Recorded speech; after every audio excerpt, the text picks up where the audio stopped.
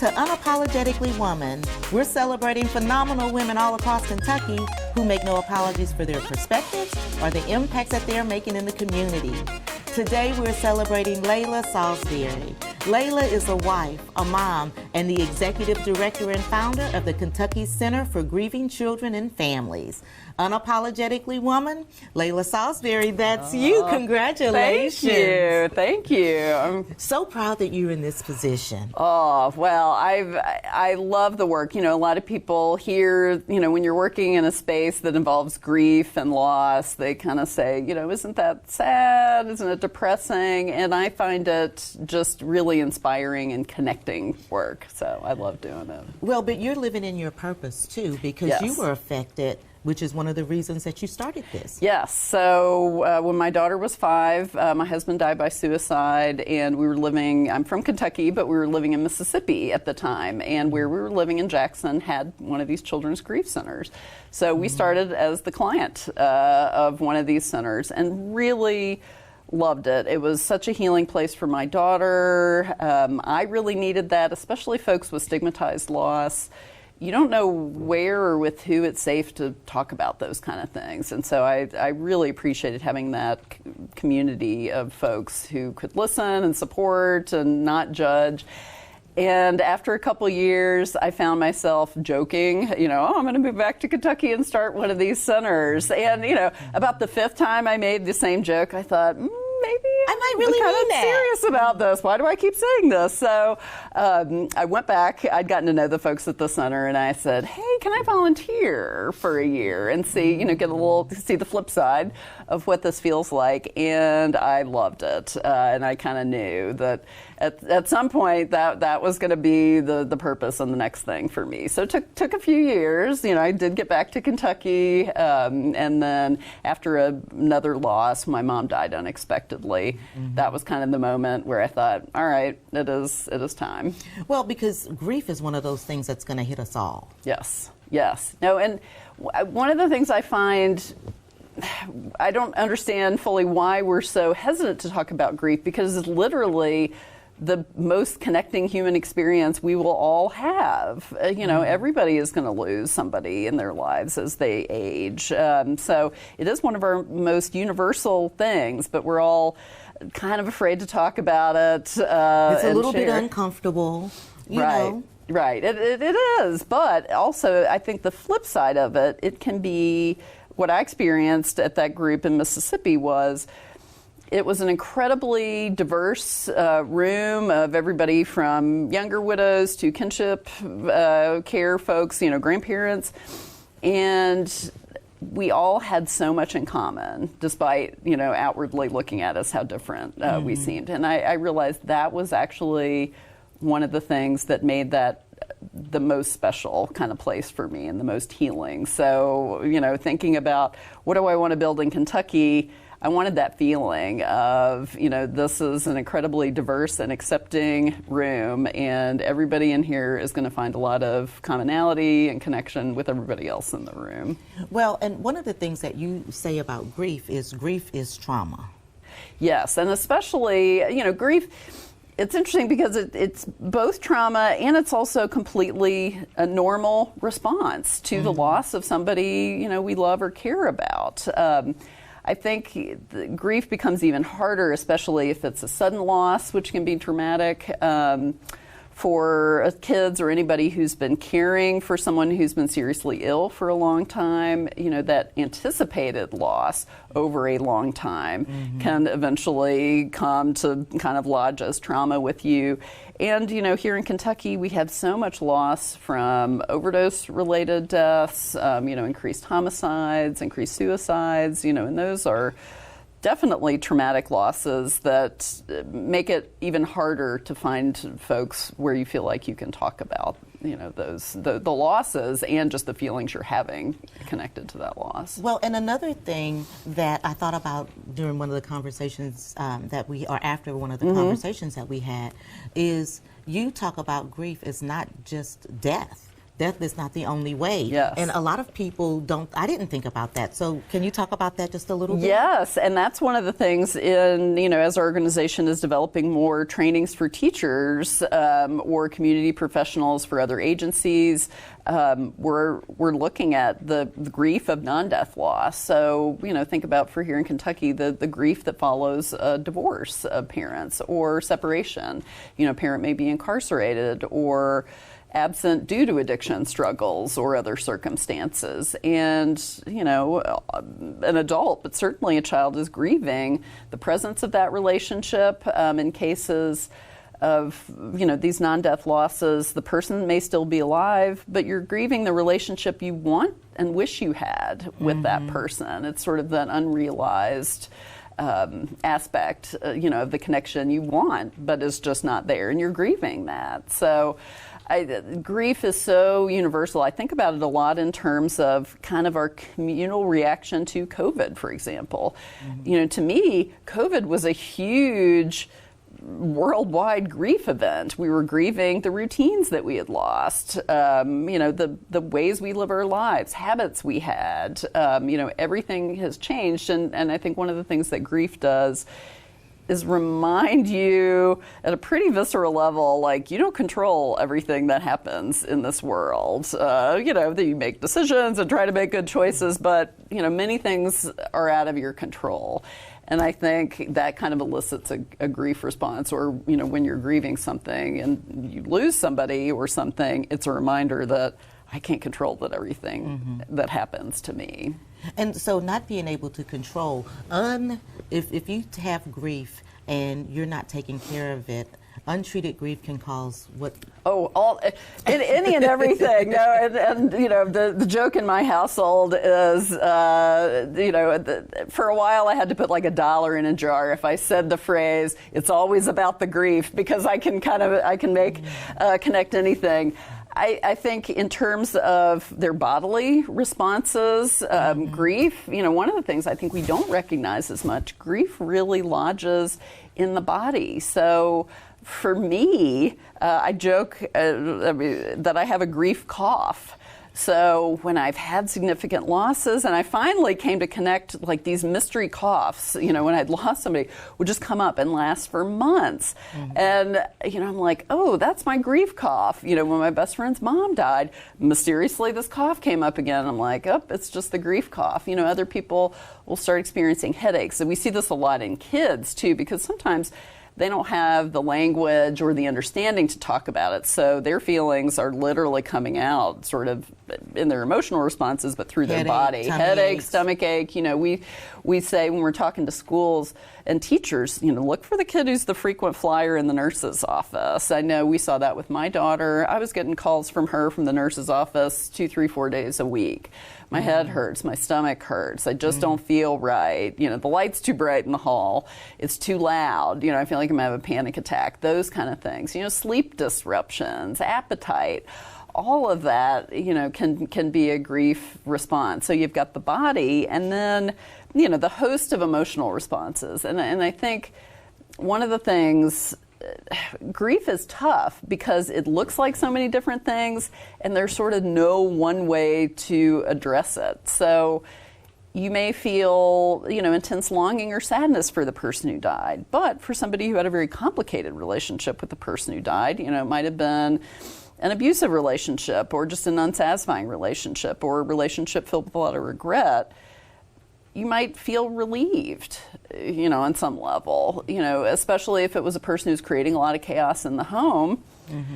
Your day-to-day, you might feel some relief that person is gone. And then you think, oh, I'm a terrible person. How can I feel relieved? Right. So one of the things I would like to have folks know is grief can look and feel like so many different things, which is kind of a relief to normalize it, but it makes it challenging to figure out, okay, how do I address it if, I'm feeling about 10 different things, what's grief, what's normal, other emotions, it all gets kind of mixed up.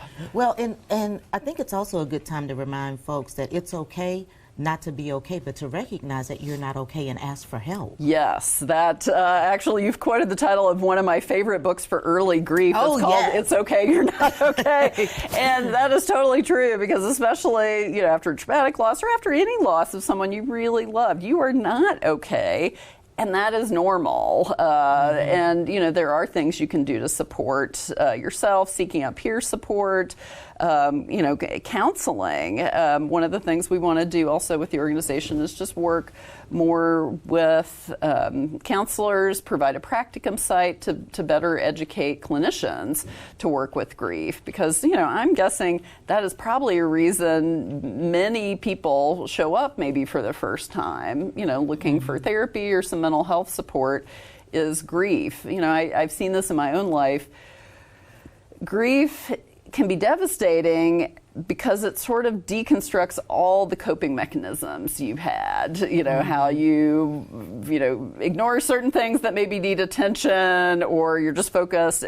Grief will kind of tear apart everything in some ways that normally gets you through the day. So while that can feel devastating, I've also come to view that as an opportunity. And that really, after my mom died, that was kind of where I was. I'm like, all right, it's all been burned down. What do I build in its place? So that I'm a big believer in post-traumatic growth.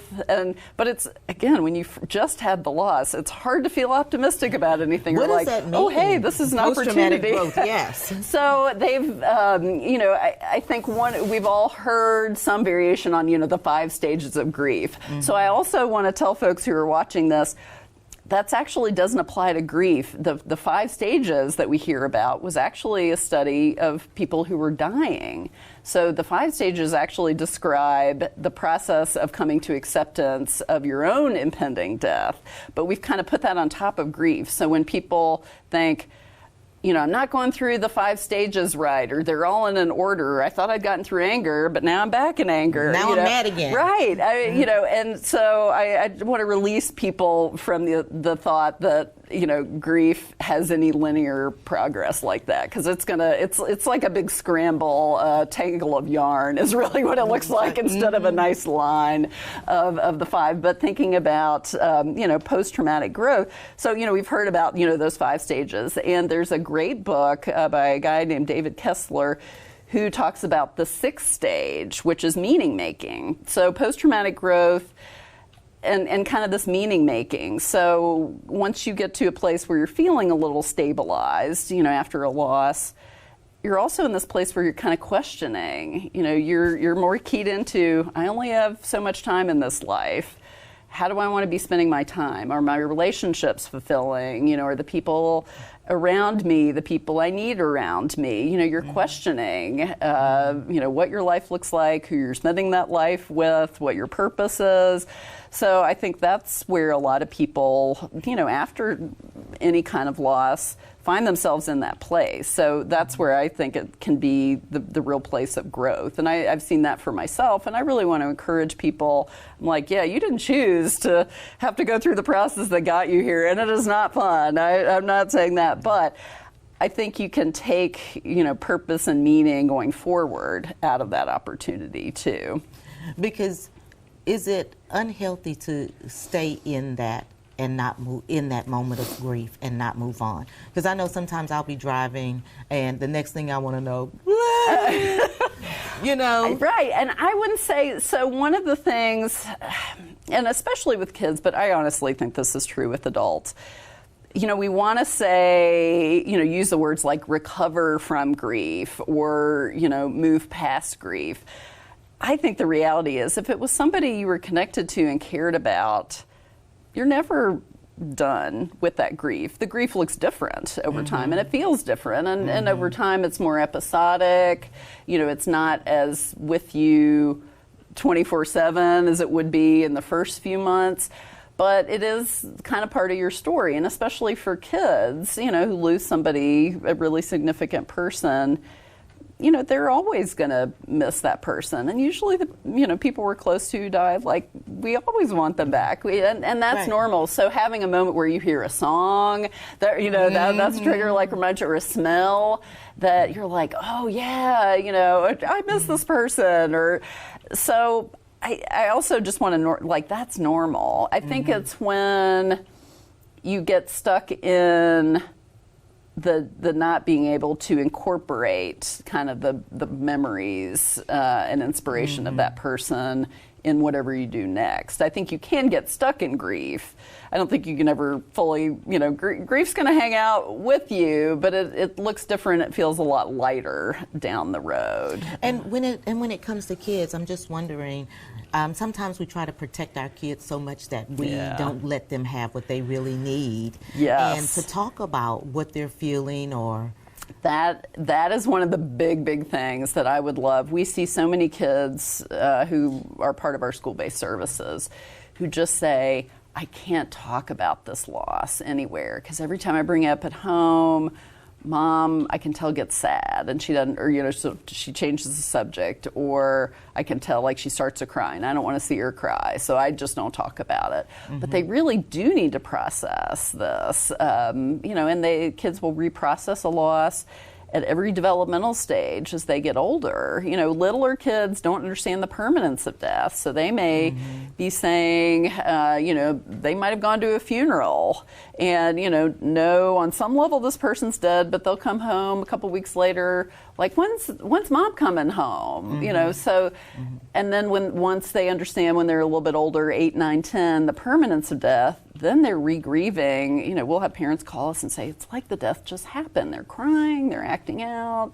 And because that's their brain now understands, oh, I'm really not going to ever see this person again. So for them, it's tough because they're like these big re-grievings, over time and at each developmental stage. And milestones, I've got a senior in high school this year, and she's thinking a lot about her dad. I mean, she's a young woman who's had a lot of support. She helps support others who are grieving, but at the same time, it still is with her and thinking ahead to, graduation or a big senior vocal recital.